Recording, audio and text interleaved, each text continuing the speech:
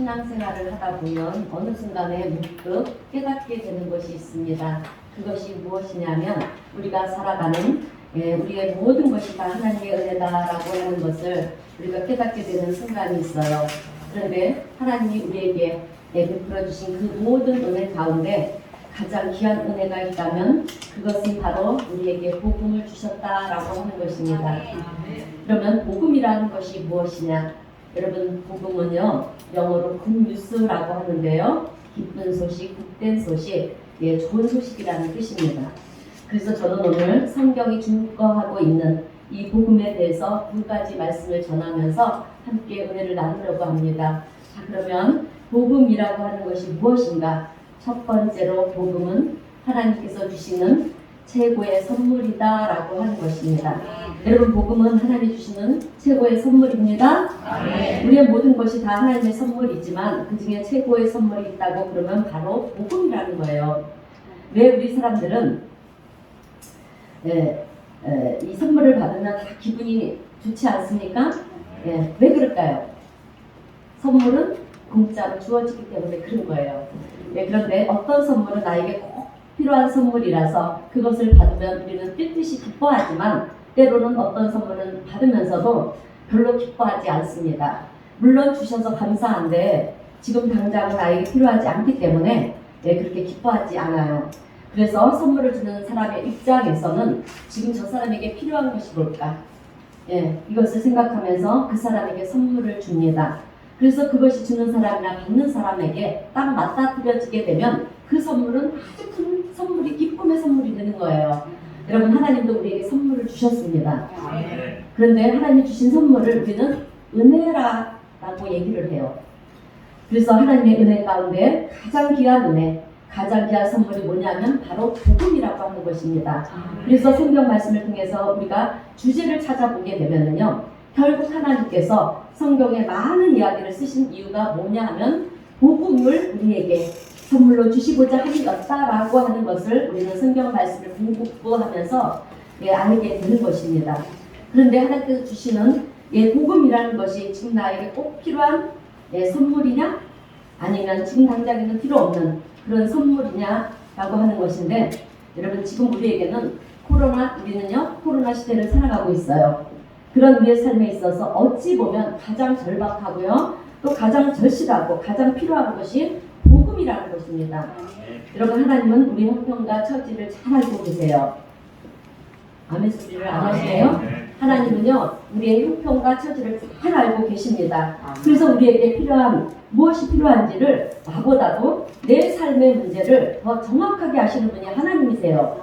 그 하나님께서 우리에게 가장 시급하게 너희들에게 필요한 것은 복음이다 라고 주신 이유가 여러분 뭐겠습니까? 그것은 정말 우리에게 가장 시급한 것이 복음이기 때문에 그 복음을 주셨다라고 하는 것입니다. 그런데 목사님, 복음이라는 것이 무엇입니까? 기쁜 소식, 복된 소식이라고 했는데 그 복음이 무엇입니까? 라고 질문을 한다면, 여러분, 복음은 한마디로 정의를 한다면 여러분, 예수 그리스도이십니다. 왜 예수 그리스도가 복음이고 기쁜 소식이냐 하면, 예수님은 죄가 없으신 하나님의 아들이시지만 죄로 인해 죽게 된 여러분, 나를 위해 이 땅에 오셔서 십자가를 지시고 나를 대신해서 죽으셨기 때문에 그렇습니다. 그렇게 하심으로 인해서 여러분, 우리는요 죄로부터 자유한 자가 되었어요. 이것이 얼마나 감사한 일인지 모릅니다. 멸망당할 내가 여러분 구원을 받은 것입니다. 그리고 하나님의 자녀가 되는 특권까지도 얻었어요. 그래서 이것보다 복된 소식은 없다라고 하는 것입니다. 그런데 세상은 이 말씀을 잘 이해하지를 못해요. 그런데 진리의 말씀인 성경이 하는 이야기에 우리가 잠깐 귀를 기울여 보자는 것입니다. 그냥 무조건 믿어라 이것이 아니고요. 여러분, 우리 성도님들도 이 시간 한번 귀를 기울여 보시기를 바랍니다. 제가 설명해 드리겠습니다. 로마서 3장 10절의 말씀을 보게 되면 기록된 바 의인은 없나니 하나도 없으며 라고 그렇게 기록이 되어 있어요. 여러분, 이 말씀을 한번 곰곰이 생각해 보세요. 맞는 말씀이지 않습니까? 여러분, 우리 주변에 의인이 있습니까? 계십니까? 여러분, 겉으로 볼 때는 착한 일을, 선한 일을 한두 번 하고, 아니 여러 차례 한다 할지라도 그 사람이 진짜로 여러분 의인이라고 얘기할 수가 있느냐는 것입니다. 그래서 가만히 돌아보고 묵상을 해보면 아, 이 말씀이 정말 진리구나. 우리는 받아들이지 않을 수가 없는 거예요. 또 그래서 의인은 없나니 하나도 없다고 그렇게 성경은 말씀하고 있습니다. 그리고 로마서 6장 23절 말씀도 보게 되면 죄의 삭은 사망이요. 우리 함께 읽어보겠습니다. 말씀 뒤에는 시작. 죄의 삭은 사망이요. 하나님의 은사는 그리스도 예수 우리 주 안에 있는 영생이니라. 이렇게 말씀하고 있어요. 여러분 죄의 삭은 사망이다. 이 말씀도 당연한 말씀이지 않겠습니까? 죄를 지었으면 당연히 벌을 받아야 되는 거예요. 그것은 마땅한 이치입니다. 그래서 이 세상에서 죄를 지으면 어떻게 합니까? 죄질에 따라서 벌금형으로 대체를 하기도 하고요. 감옥에 들어가서 몇 년을 살기도 합니다. 그런데 여러분 하나님 앞에서 죄는 어떠한 죄든지 다 여러분 사망이에요. 세상의 법과 틀려요. 왜 그러냐면 여러분 우리는 내가 어떠한 큰 죄를 짓거나 또 큰 잘못을 하면 법정 판결을 받지 않습니까? 법정 판결을 받아서 수감 생활을 할 수가 있어요. 그래서 10년, 20년, 30년 이렇게 수감 생활을 하면서 내 죄를 속죄합니다. 그런데 그렇게 세상이 만들어 놓은 법에 의해서 죄의 대가를 내가 지불했다고 해서 여러분 나의 죄가 사라지느냐? 아니라는 것입니다. 평생 죄에 대한 여러분 죄책감은 우리를 괴롭힌다는 거예요. 그 죄는 사라지지 않습니다. 또한 내가 벌금형을 받아서 벌금형을 물어서 그렇게 지불했다 해서 내 죄가 사라지느냐? 그렇지 않다라고 하는 것입니다. 그래서 결국 죄의 삭은 사망이다 라는 것이에요. 죄를 졌기 때문에 죽을 수밖에 없다라고 하는 것입니다. 제가 좀 전에도 말씀하다시피 하나님 앞에서는 그 어떠한 죄도 다 사망이라고 했어요. 그래서 죄의 삭은 사망이라고 죽을 수밖에 없다라고 하는 것입니다. 그런데 목사님 표현이 너무 지나치지 않으십니까?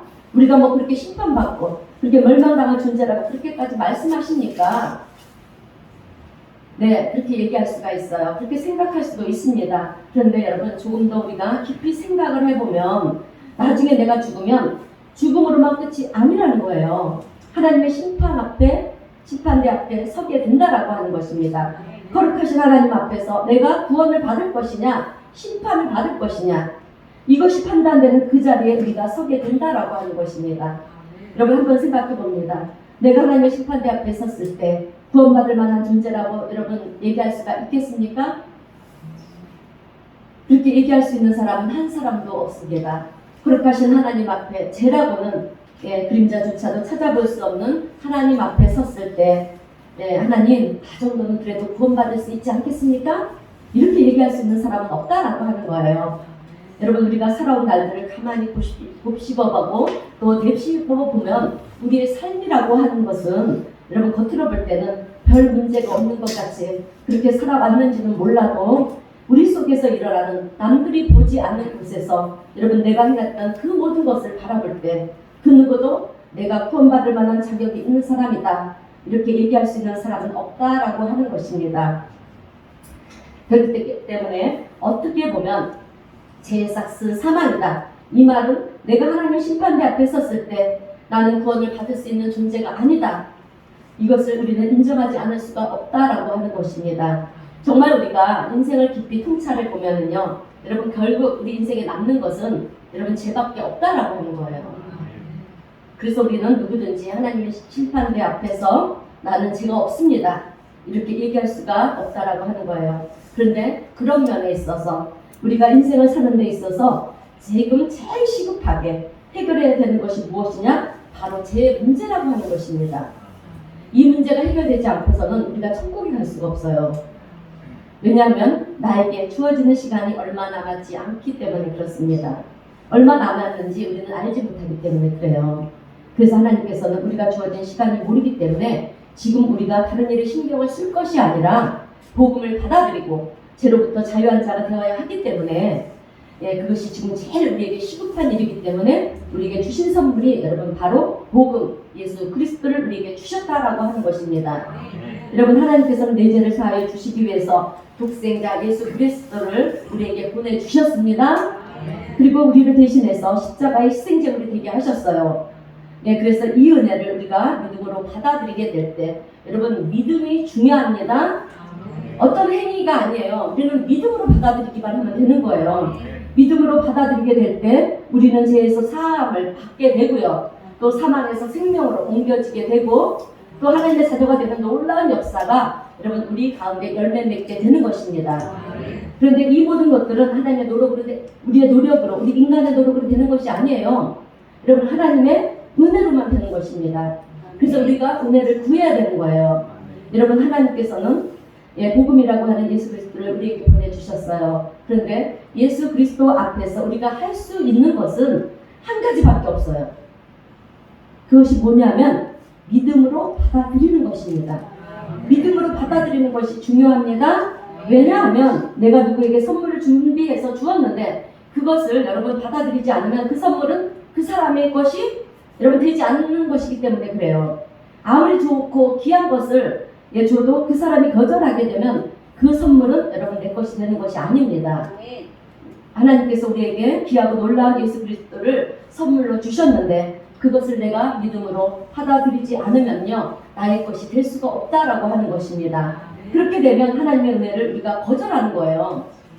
그런데 이런 사람들은 여러분 얼마나 어리석은 사람들인지를 모른다는 것이죠.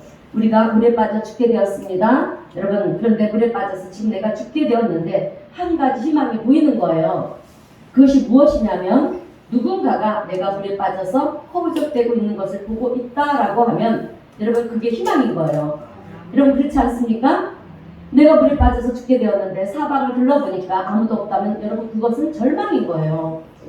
그런데 내가 물에 빠져서 허우적대고 있는 것을 누군가가 보고 있다라고 그러면 그 사람에게 우리는 모든 희망을 여러분 걸게 되어 있다라고 하는 것입니다. 그래서 그 사람이 물에 뜰 수 있는 나무 그런 나무 막대기라도 하나 던져주게 되면 우리는 그것을 붙잡고 여러분 조금이라도 더 지탱할 수가 있는 거예요. 그 사람이 나에게 생명줄을 던져준다고 그러면 여러분 우리는 그 생명줄을 붙잡고 살아날 수가 있는 것입니다. 여러분 오늘부터 마찬가지예요. 예수님을 붙잡고 나가면 우리가 새 생명을 얻는 줄로 믿습니다. 가불에 빠져서 호적되고 버리고 있는 우리가 이제 세상에 어떤 다른 것을 꿈꾸고 있다면 여러분 그것은 어리석은 것이랍니다. 어리석은 사람인 거예요. 물에 빠져 죽게 되는 내 형편과 처지를 여러분 알게 되면 나를 구원해줄 누군가를 우리는 찾게 되어 있다라고 하는 것입니다. 여러분 죽음 앞에서 부자가 되는 것이 또 무슨 의미가 있고 성공하는 것이 무슨 의미가 있겠습니까? 여러분 우리는 우리에게 주어진 시간이 우리 인생의 시간이 얼마나 남았는지 모릅니다. 하나님이 오라 하시면요 우리는 지금 이 시간에도 모든 것을 놓고 가야 되는 것이 우리들의 존재라는 것입니다. 그래서 히브리서 9장 27절에서도 이런 말씀을 하시죠. 한번 읽겠습니다. 히브리서 9장 27절입니다. 시작. 한 번 죽는 것은 사람에게 정해진 것이요 그 외에는 심판이 있으리니. 아멘. 여러분 성경 말씀은 진리의 말씀입니다. 하나하나 곱씹어 보면은요 틀린 말씀이 하나도 없어요. 한 번 죽는 것은 우리 사람에게 정해진 것입니다. 그러면 그 이후에는 여러분 어떻게 될 것 같습니까? 우리 인간이라는 존재가 소멸되는 그런 존재라고 생각하십니까? 그렇지 않다라고 하는 거예요. 죽은 다음에 하나님 앞에서 우리의 삶이 평가를 받을 때가 온다라고 하는 것입니다. 이것이 우리가 준비되어 있느냐 안 되어 있느냐 이것이 너무나도 시급하고 중요하기 때문에 하나님께서는 독생자 예수 그리스도를 우리에게 보내주신 것입니다. 아멘. 그런데 목사님 그게 진짜인지 아닌지 어떻게 아십니까?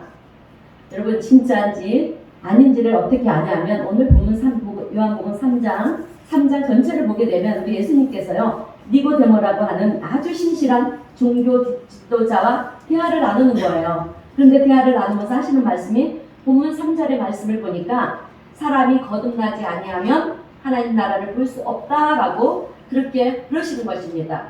그런데 누구보다도 똑똑하고 박식했던 이 니고데모는요 이 말씀에 대해서 이해를 못하는 거예요.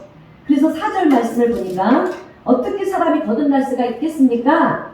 어떻게 다시 태어날 수가 있습니까? 어떻게 우리가 모태라고 했죠? 어머니 뱃속으로 다시 들어갈 수가 있습니까? 그런 일이 어떻게 일어날 수가 있느냐고 니고데모는 이해를 못하는 거예요. 그런데 이 모습이 여러분 오늘 우리들의 모습이라는 것입니다. 여러분 오늘 우리가 살아가는 데 있어서 이것도 필요하고요. 저것도 필요하지만 사실 우리에게 가장 필요한 것은 예수 그리스도이십니다. 이렇게 예수 그리스도를 전할 때 많은 사람들이 오늘 성경에 니고데모처럼 이해하지를 못한다라고 하는 것입니다. 예수 그리스도가 왜 굿뉴스인지를 모른다는 거예요. 예수 그리스도가 나에게 있어서 가장 큰 기쁨이고 하나님의 선물인지를 모르고 산다라고 하는 것입니다. 그런데 이것이 얼마나 안타까운 일인지 모른다는 거예요. 여러분, 진리라고 하는 것을 우리가 알게 되는 때가 온다라고 합니다. 온다라고 합니다. 그때가 언제냐면 여러분, 이 하나님의 말씀이 정말 진리였구나 우리가 깨닫는 순간이 언제인지 아십니까? 우리가 죽는 순간에 우리는 이것을 알게 된다는 거예요. 죽기 전에 깨달아야 된다는 것이죠. 그래서 죽는 순간에 성경 말씀이 진리였구나 이렇게 우리는 깨닫는다는 것입니다. 그런데 목사님도 죽어보지 않고 어떻게 그런 얘기를 할 수가 있습니까? 여러분 성경 말씀을 깊이 연구해보면요. 그냥 하나의 책으로 보는 것이 아니라 진리의 말씀으로 우리가 한 구절 한 구절 깊이 묵상을 하면 하나님의 말씀을 되새겨보면요. 수많은 이야기, 수많은 증거들이 성경 안에 있는 것을 우리가 알 수가 있어요. 그 중에 제가 설교 때마다 자주 표현하는 사도 바울의 이야기입니다. 여러분 사도 바울은 예수 그리스도를 너무 싫어했어요. 그래서 예수 믿는 사람들을 잡아다가 감옥에다 가두고 핍박도 하고요. 때로는 죽이기까지 했습니다. 그러던 중에 지금의 시리아에 있는 다마스커스라고 하는 그런 곳에 예수를 믿는 사람들이 모여 있다라고 얘기를 듣습니다. 그래서 그들을 잡아다가 감옥에 가두고 또 핍박하기 위해서 다메섹으로 가고 있었습니다. 그런데 다메섹으로 가는 여정 속에서 여러분 구원하신 예수님을 만납니다. 갑자기 하나님 빛이 비치면서 음성이 들려오는 거예요. 사울아, 사울아, 내가 어찌하여 나를 박해하느냐. 그때 사울이 대답하기를 주여 누구시입니까? 나는 내가 박해하는 예수라. 예수님은 예수님을 만납니다.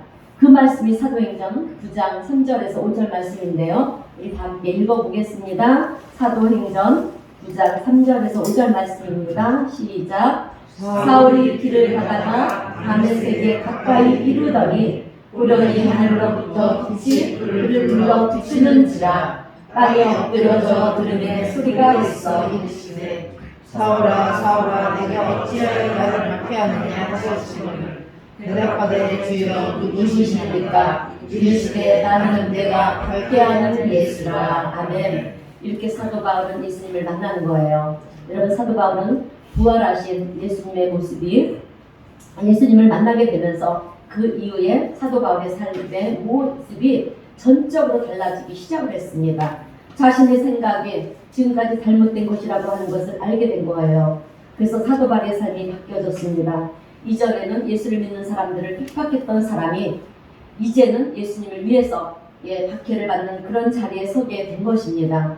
영적인 세계의 눈을 여러분 열리고 보니까 죽음이 죽음으로 끝나는 것이 아니라는 것을 알게 된 것입니다. 그러면서 사도 바울은 고린도전서 15장 13절 14절에서 이런 고백을 해요.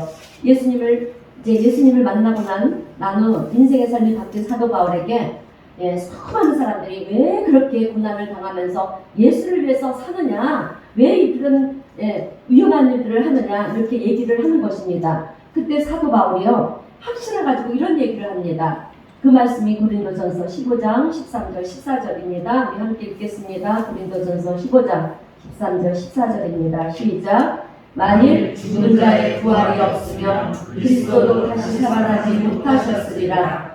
그리스도께서 만일 다시 살아나지 못하셨으면 우리가 전파하는 것도 헛것이요 또 너희 믿음도 헛것이며. 아멘. 그러니까 복음 전하는 것도 다 헛된 일이라는 거예요. 또 너희 믿음도 헛것이라는 것입니다. 그러면서 뒷부분에 가서는 19절을 보면 예수를 믿는 사람들이 제일 불쌍한 자라고 그렇게 얘기를 합니다. 만약에 부활이 없다라고 하면 사도 바울은 예수를 믿는 우리가 불쌍한 자라는 거예요. 여러분 이 말씀은 사도 바울이 우리의 의문으로 갖고 있는 것이 무엇인지 정확하게 알고 있었다라고 하는 것입니다. 왜 그렇게 정확하게 알고 있었냐면 우리가 가졌던 그 의문이 바로 사도 바울이 가졌던 의문이었기 때문에 그래요. 예, 그래서 그리고 사도 바울은요 그 사실에 대해서 절대로 인정하라고 들지 않았어요.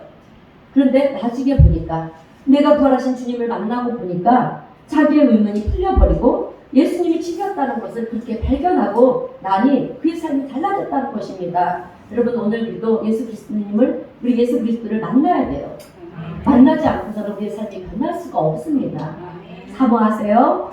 자, 그리고 이제는 예수님을 위해서 그렇게 사도 바울은 핍박받는 자리에 서는 것입니다. 그래서 결국 어떻게 되냐면 마지막에 여러분 로마에서 목이 잘려 죽는 순교를 당하는 것입니다. 그런데 이것이 어떤 하나의 성경 속의 이야기냐? 여러분 아니에요. 역사 속에 남아있는 이야기입니다. 사도 바울이 목에 잘려 죽었던 그 자리가 지금도 남아있어요, 여러분. 이런 모습을 볼 때 정말 복음을 위해서라면 여러분 내 생명까지도 아끼지 아니할 수 있을 만큼 우리에게 필요한 것 가장 중요한 것이 여러분 복음 예수 그리스도라고 하는 것을 우리가 알아야 된다라고 하는 것입니다. 여러분 오늘 한 사람이 이렇게 극적으로 변화가 되었어요. 자기 목숨도 아끼지 않는 그런 삶을 살게 되었습니다. 그런데 어떻게 그럴 수가 있느냐라고 하는 거예요. 여러분 그것은 예수님이 진리요 우리 예수님이 진리요 복음이라고 하는 것을 발견했기 때문에 그렇습니다. 현세의 삶이 여러분 끝이 아니라고 하는 것을 알기 때문에 이런 길을 걸어갔던 것입니다. 여러분 제가요 지금까지 살아오면서 그리고 목회를 하면서 깨달은 것이 있어요. 그것은 저는 지혜에 대해서 자주 설교할 때 얘기를 하는데 여러분 정말 지혜로운 사람이 어떤 사람인지 아십니까? 여러분 IQ가 높은 사람일까요? 공부를 많이 한 사람이 지혜로운 사람일까요? 학위를 얻었다고 해서 그 사람이 지혜로운 사람이라고 말할 수가 있을까요? 여러분 정말 지혜로운 사람은 지혜자의 말에 귀를 기울이는 사람이 지혜로운 사람입니다. 진리의 말씀에 귀를 기울이고요. 그것을 묵상할 줄 아는 사람이 정말 지혜로운 사람입니다. 그러면 어리석은 사람은 어떤 사람일까요? 반대가 되겠죠? 네, 여러분 어리석은 사람은 자기가 옳다라고 하는 사람이에요. 그래서 늘 남의 얘기를 들으려고 하지 않습니다. 내 생각만 옳다라고 그렇게 주장을 하면서 그것을 고집하다가 여러분 망하는 사람을 우리는 어리석은 사람이라고 그렇게 얘기를 하는 것입니다. 그러므로 오늘 우리 성도님들은 열린 마음으로 성경을 읽으시면서 성경 속에서 진리 되신 우리 예수님을 만나시기를 주님의 이름으로 축원드립니다. 네, 여러분 예수님이 하나님의 아들이라는 것을 우리가 깨닫게 되면은요 예수님이 가장 귀한 복음 나를 살리는 생명이 되신다라고 하는 것을 우리는 깨닫게 됩니다. 자, 오늘 우리 설교 말씀을 듣고 있는 우리 성도님 중에 아직도 예수님을 영접하지 못하신 분들이 있다라고 하면 복음이신 예수님을 마음에 모셔드리는 복된 하나님의 사람들이 되시기를 주님의 이름으로 축원드립니다. 자, 그래서 예수님이 나를 대신해서 죽으셨다는 것을 내가 믿습니다. 그리고 예수님의 죽으심으로 말미암아 내 죄가 사함을 받았음을 나는 믿습니다. 그로 인해서 내가 하나님의 자녀가 되었고 멸망에서 생명으로 옮겨진 자라고 하는 것을 주님 나는 믿습니다. 여러분 이렇게 이 시간 믿음으로 고백하는 우리 성도님들 다 되시기를 다시 한번 주님의 이름으로 축원드립니다. 여러분 이것이 복음의 핵심이에요. 여러분 수많은 사람들이 핍박을 받고요 생명의 의력을 받으면서도 전했던 그 복음의 내용이 바로 이 말씀입니다. 이 말씀 때문에 우리 믿음의 선조들은요 핍박을 받으면서도 기뻐할 수가 있었다고 하는 것입니다. 왜? 예수 그리스도가 우리의 기쁨이 되기 때문에 그랬다는 거예요. 자, 두 번째로 복음에 관련돼서 우리가 알아야 되는 것은 여러분 복음의 기쁨을 누리며 살아야 된다라고 하는 것입니다. 여러분 복음은 기쁜 소식이라고 했어요. 정말 복음이 기쁜 소식이면 여러분 이 기쁨을 우리가 누리면서 살아야 되는 것이 아니겠습니까? 여러분 자녀들에게 필요한 선물을 주면 힐듯이 기뻐해요. 그런데 별로 필요하지 않는 선물을 주면 안 기뻐합니다. 요즘 우리 자녀들은 공부를 열심히 하라고 참고서를 사주면 정말 귀한 선물인데 여러분 기뻐하지 않아요. 그런데 여러분 게임기나 핸드폰을 사주면 아주 기뻐합니다. 왜 그럴까요? 자기가 좋아하는 거니까, 필요한 거니까. 여러분, 우리 예수님만큼 나를 사랑하는 분도 없습니다. 세상에서 그 누구도 나를 대신해서 생명을 주는 사람은 없어요. 예수님은 정말 우리를 사랑하시는 분이십니다. 그래서 예수님의 사랑을 우리가 깨닫게 된다고 그러면은요, 진짜 믿음의 성도라면 어떻게 살아야 되느냐? 예수님으로 인해서 이 세상에서 가장 깊은 존재가 되어야 된다라고 하는 것입니다. 그것이 정말 나에게 기쁨이 되어야 되는데, 오늘 우리에게는 여러분 그 기쁨이 있느냐? 없다라고 하는 거예요. 예수님을 믿으면서도 기쁨이 없다라고 그러면 여러분, 우리는 더 이상 복음이 나에게 복음이 되지 않는 것입니다. 기쁘지 않은데 어떻게 복음을 기쁜 소식이라고 우리가 얘기할 수가 있겠습니까? 여러분, 우리는 예수님을 생각할 때 기뻐야 되는 것입니다. 아멘. 내가 세상에서 어떻게 사느냐와는 상관없어요. 여러분, 예수님이 나를 사랑해 주신 그것 하나만으로도 우리는 기쁠 수가 있는 것입니다. 여러분, 교회는 어떤 곳입니까? 어떤 곳입니까? 교회는 복된 소식, 복음을 받아들인 사람들이 모이는 공동체예요. 그래서 교회의 공동체는 곧 기쁨의 공동체라고 얘기하는 것입니다. 그래서 오늘날 교회가 해야 되는 일이 무엇이냐면, 여러분, 교회가 소유하고 있는 이 기쁨을 세상 사람들과 나누는 거예요. 공유하는 것입니다. 전도하는 거예요. 그래서 이것이 교회의 사명이라는 것입니다. 오늘 본문 16절, 17절 말씀 우리 함께 읽어보겠습니다. 본문 16절, 17절입니다. 시작. 하나님이 세상을 빛처럼 사랑하사 독생자를 주셨으니 이는 그를 믿는 자마다 멸망하지 않고 영생을 얻게 하려 하시니라. 하나님이 그 아들을 세상에 보내신 것은 세상을 심판하려 하심이 아니요 그로 말미암아 세상의 구원을 받게 하려 하시니라. 아멘. 여러분, 정말 이제 너무도 감사한 말씀이 아닌지 말씀입니다. 그런데 이 말씀을 우리가 가만히 묵상하다 보면 여러분 깨닫는 것이 하나 있어요. 그것은 우리를 구원하시기 위해서 주님이 오실 때 우리가 의인이었느냐? 아닙니다. 우리도 죄인이었습니다. 그런데 죄인이었지만 우리를 안타까운 마음으로 우리를 사랑하시기 때문에 주님은 이 땅에 오셔서 죄인된 우리를 위해서 대신 죽어주셨다라고 하는 것입니다. 그 사실을 깨닫고 나서 보니까 여러분, 오늘 예수님을 알지 못하고 배척하고 있는 세상을 향해서 우리가 미워하고 여러분 판단할 거는 것이 아니라, 오늘 교회의 사명은 우리가 예수님의 마음을 가지고요 세상으로 나가야 되는 것입니다. 이것이 교회의 사명이라는 거예요. 여러분, 하나님은 죄인 되었던 우리를 위해서 하늘 보좌를 버리시고 이 땅에 오셨어요. 그것을 우리는 여러분 성육신이라고 말을 합니다. 그리고 우리를 사랑하시는데 그냥 말로만 사랑한 것이 아니라 어떻게 사랑하셨는지를 십자가에서 보여주셨습니다. 그러면 오늘 우리가 세상을 향해서 어떻게 해야 되겠습니까? 세상이 왜 이래? 왜 이러냐? 저랬느냐? 하면서 판단하고 비판할 것이 아니라, 오늘 교회가 해야 되는 일은 예수 그리스도의 여러분 사랑을 가지고 세상을 향해 나가야 되는 것입니다. 그리고 선을 행하면서 넘어진 자들을 격려하는 거예요. 예수를 안 믿는 자라 할지라도 여러분 우리가 손을 내밀어 줘야 되는 것입니다. 왜 그래야 하느냐면, 우리가 예수님을 알지 못할 때 우리 예수님께서도 우리에게 손을 내밀어 주셨기 때문에 그렇습니다.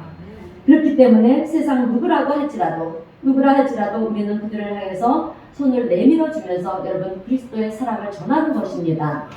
그리고 교회들은 연합하고 협력해서 여러분 선한 일들을 감당하는 것이 교회의 사명인 줄로 믿습니다. 여러분, 제가 참 좋아하는 말씀이에요. 말씀이 있습니다. 갈라디아서 6장 9절의 말씀인데요. 여러분, 이 말씀을 우리가 함께 읽으면서 말씀의 설교를 마치겠습니다. 갈라디아서 6장 9절의 말씀입니다. 우리 함께 읽어보겠습니다. 시작. 우리가 선을 행하되 낙심하지 말지니 포기하지 아니하면 내가 이름에 거듭이리라. 아멘.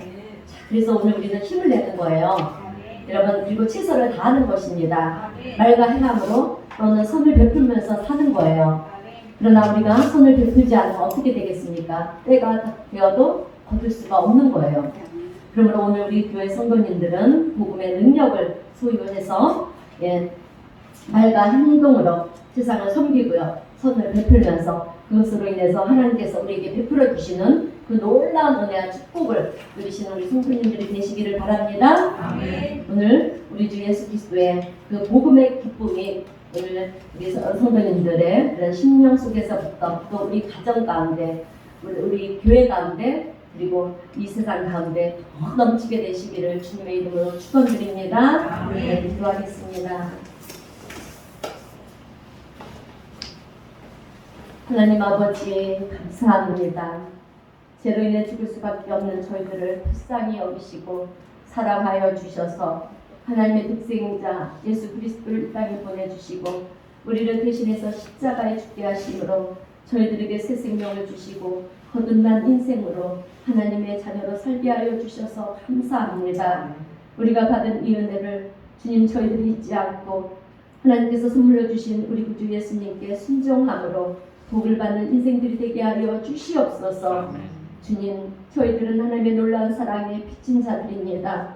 이 사랑의 복음을 저희들도 세상 믿지 않는 자들에게 전하기를 원하오니 주님 우리 모두에게 은혜를 베풀어 주셔서 우리가 전하는 복음을 듣고 마음에 받아들인 성도들과 함께 이 어둡고 혼돈한 흑암이 가득한 세상에서 주님께서 주신 복음의 기쁨과 평안을 마음껏 누리며 우리 하나님께 영광을 올려드리는 믿음의 성도들이 다 될 수 있도록 오늘 우리 모두를 축복하시고 은혜를 베풀어 주시옵소서. 우리를 도우시고 인도하시는 성령 하나님을 의지하며 예수님의 이름으로 기도하옵나이다. 아멘. 찬송가 499장 함께 찬송하겠습니다.